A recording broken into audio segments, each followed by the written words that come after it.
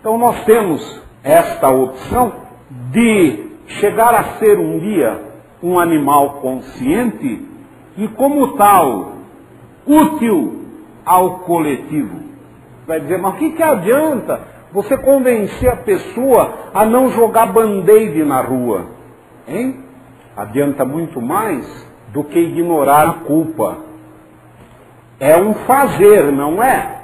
É assim que a minha consciência se alivia, fazendo alguma coisa de útil ao coletivo. Tem gente que faz tudo para ser útil. E tem gente que faz de tudo para se enganar que é útil.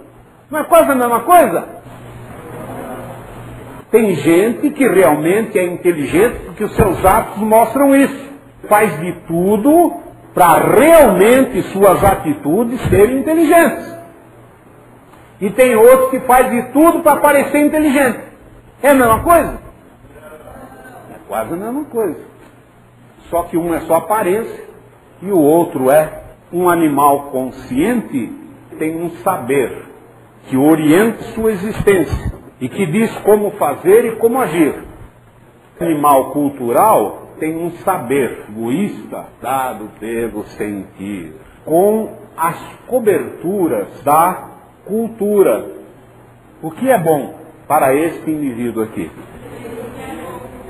O que faz ele se sentir bem, certo? O que é ruim? O que faz ele se sentir mal. E se sente bem, então esse é bom.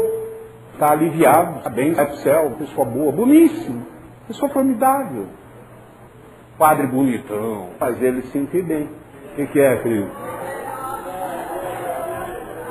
Padre bonitão não atrai?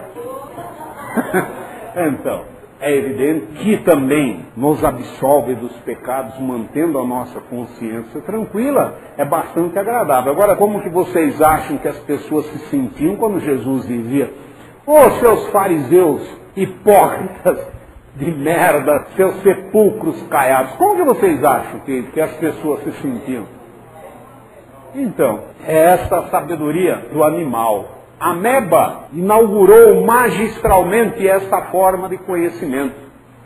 Ela sente e age. Bom, o indivíduo consciente pretende se guiar por um instrumento superior, que é a razão. Aí significa fazer o que precisa, o que deve para seu crescimento, agrade ou não.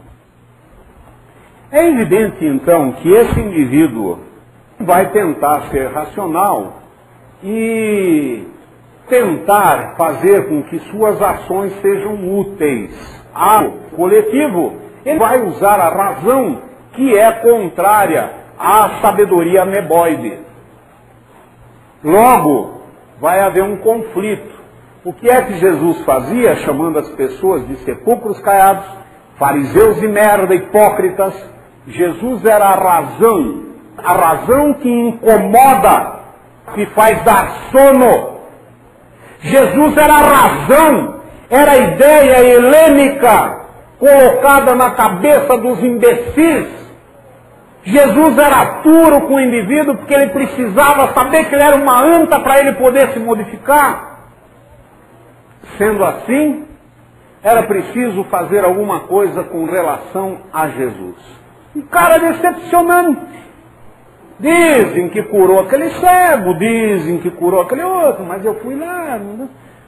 Aquela ambiguidade do ódio e do amor, num primeiro momento, quando vai buscar nele aquilo que satisfaz o egoísmo, que é o amor tesão, de todo papacato, que vem e que vai buscar com aquele amor, e depois se decepciona, porque faz parte do animal isso. A hora que está agradável ele fica, a hora que está desagradável ele sai. A hora que atende o egoísmo dele, num determinado ponto, está bom. A hora que não atende, está mal.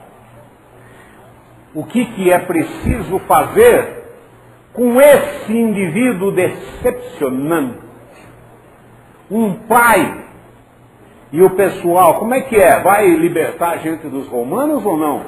Quando é que você vai trazer aquele exército do céu? O pessoal reconhecer a incompetência, porque o que eles tinham que fazer, o que era? Se juntar, assumir uma postura de guerreiros competentes e expulsar os romanos.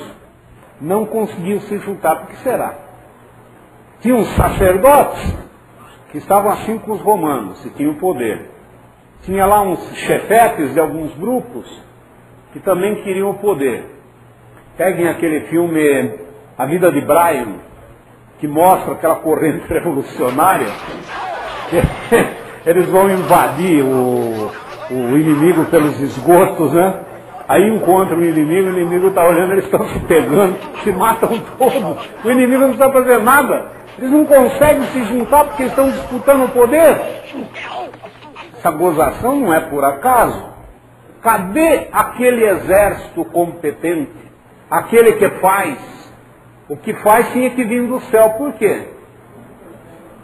Porque eles são incompetentes. Só pode dizer para eles que eles são incompetentes. Eles têm a competência de matar vocês. Eles não têm a competência para expulsar o exército, mas para pedir que o exército, que Jesus desça lá enquanto Salvador, e que resolva o problema com o seu exército de anjos. Ele não percebe que aí ele está admitindo a incompetência dele. Nós precisamos do seu exército de anjos, porque o nosso é incompetente. Agora, se não tem consciência disso, se você chegar e dizer, ó, vocês têm que ser capazes de fazer. Vocês não são capazes de fazer, vocês são uns merdas, uns sepulcros caros. Eu estou dizendo que é Jesus que está falando para eles. Né?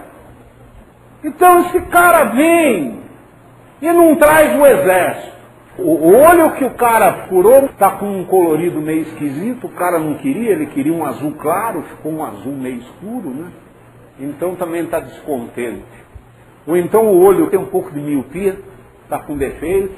Enfim, o papacaco, sempre ligado ao amor tesão, quando ele chega está ótimo, e quando ele sai nada presta. Isso é lei psicológica, que você vai observar em quem? No ser humano. Então esse pai é decepcionante.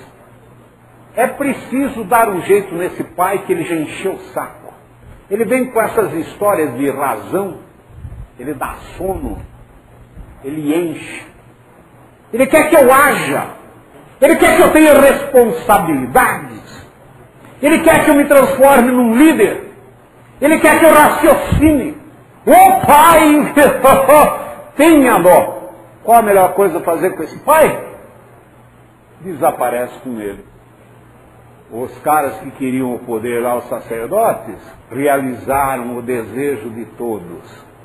Pegaram Jesus, e depois ainda, por causa do Pôncio Pilatos, que teve alguns pruridos de consciência, aquela anta que chega para Jesus, ele pergunta o que é a verdade. Jesus disse assim, prefiro morrer do que explicar.